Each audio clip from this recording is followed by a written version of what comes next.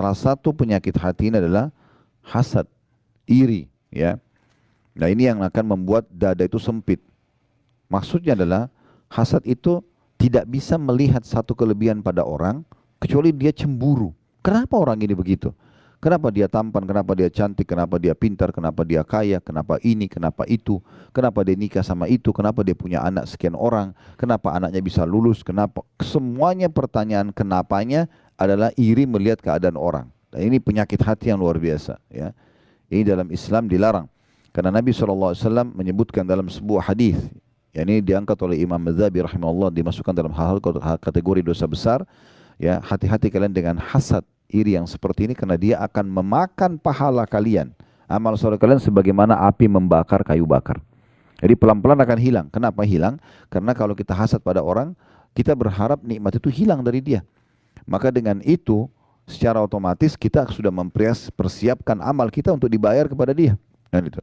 Berapa banyak orang yang akhirnya tidak bisa tenang hidupnya karena semuanya penuh dengan iri dan dengki. Ya. Nah, ini yang dilarang oleh ulama. Menurut jumhur ulama, bahwasanya hasad yang haram ini itu adalah iri yang diikuti dengan berharap hilangnya nikmat dari orang lain. Nikmat ini bisa berupa harta, kedudukan, ilmu, kelebihan fisik, keturunan, atau apa saja di sekitarnya.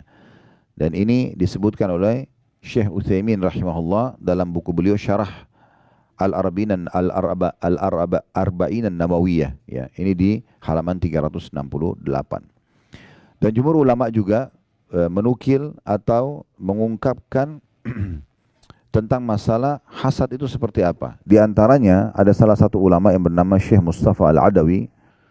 Hafizahullah, beliau mengatakan al-hasadu huwa tamanna zawalin ni'ami an sahibiha. Hasad itu yang dilarang adalah karena seseorang menginginkan hilangnya nikmat yang ada pada orang lain.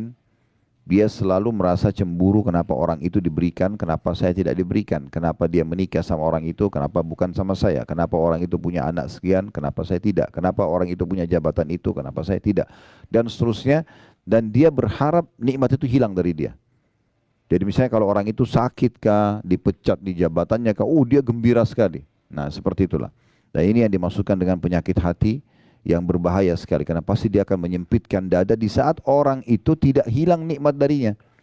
Misalnya orang itu tetap malah ketampanannya, kecantikannya tetap terjaga, hartanya tetap terjaga, jabatannya terjaga, maka dia akan terus dongkol ya hatinya karena memang tidak bisa menerima kejadian tersebut.